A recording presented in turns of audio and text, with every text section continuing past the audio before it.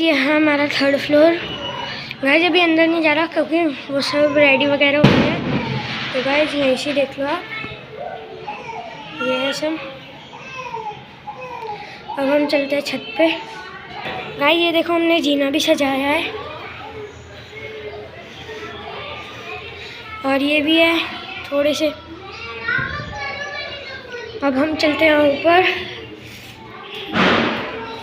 चलो गाइस अब आपको मिलते हैं हम सीधे छत पे। और गाइस ये है हमारी छत, कुछ नॉर्मल सी और वो भी हमारी छत ही है। तो गाइस देख लो, ये हमारा रूम भी है। तो गाइस बस इतना ही। तो गाइस अब हम चलते हैं सीधा नीचे और आपको दिखाता हूँ हमारे लड़े वाला घर। गाइस अभी आपको अच्छे से नहीं दिख रहा होगा क्योंकि मैं उसमें दिखा नहीं पा रहा हूँ। गाइस ये देखो, ये दोनों हमारे घर है। वो मेरे साइड वाला भाई का घर है और ये मेरा घर है। तो गाइस चलो मिलते हैं नेक्स्ट।